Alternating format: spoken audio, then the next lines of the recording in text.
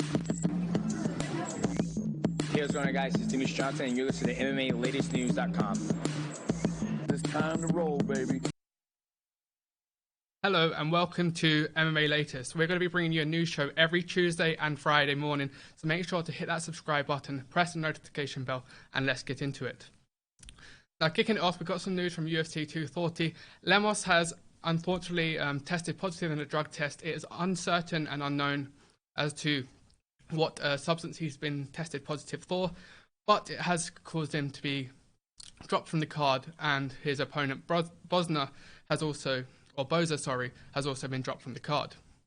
Now, it was broken by MMA Junkie, and it's a sad one because obviously Boza was coming in for his UFC debut, and that's been cut short due to Lemos testing positive, of course. And he's 255 pounds, and from images I've seen, it's going to be interesting to see what he's been tested positive on. Now, personally, I think I have to take a stance on Boza here, and I think he deserves the purse. Personally, I think he deserves to be rewarded in a sense that he's been for a training camp and he's unfortunately not been able to fight this weekend. Now, moving on, we have got middleweight champion, or former middleweight champion, Chris Weidman. Now, Chris Weidman is officially moving up to light heavyweight this October at UFC Boston. He is moving up to face Dominic Reyes, and that is going to be one hell of a fight. Now, of course, Chris Weidman is coming off of the loss against Jacare Souza in November of last year, of course. And it's going to be interesting. Of course, Luke Rockhold recently moved up at UFC 239 to light heavyweight as well, and we saw what happened there with him losing. So personally, should he beat Dominic Reyes? Could he challenge John Jones? Let us know in the comments. Put your questions in. What do you think is going to happen with Chris Weidman now at 205 pounds?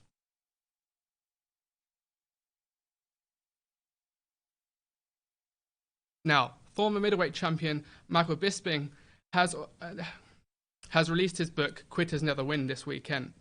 And he is in Manchester after being in London at the Blue Water Shopping Centre in Kent to promote his book. Now, of course, he is a pioneer for British MMA and is someone that, for Britain and for England, we hold dearly close to our hearts. As a fighter, he, of course, beat Luke Rockhold, and he's had some very open and honest answers and sort of revelations as to what is going to be in his book.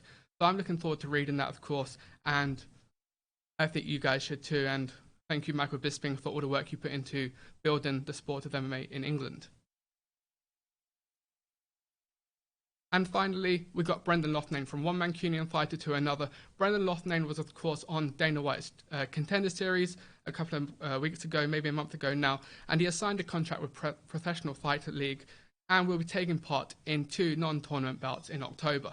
Now, this is something that's a phenomenal choice for him. He's going to be going in a featherweight tournament in May of next year, and this is a great way for him to be, one, building up his purse and reputation, because of course he didn't get that contract where he rightfully should on Dana White's Contender Series, and he should be fighting in the UFC, but he has got other options. He had options from other organizations, but it's PFL that he's chosen, and I'm really looking forward to seeing him fight in Vegas and MSG on New Year's Eve. I think he's going to be one to watch in terms of British MMA, and he could be in the UFC either late next year or the year after, depending on what happens. But we are backing him here from MMA Latest, of course. So yes, that is what we have in the news for today. Thank you guys for watching. Make sure to drop a subscription, drop a like as well. Comment below, as I said, your predictions of UFC 240. We do have a preview show coming out tonight at 7 p.m. So make sure you hit that notification bell so you do not miss anything coming from MMA Latest. And we'll be here with a watch along at UFC 240 tomorrow at 3 a.m.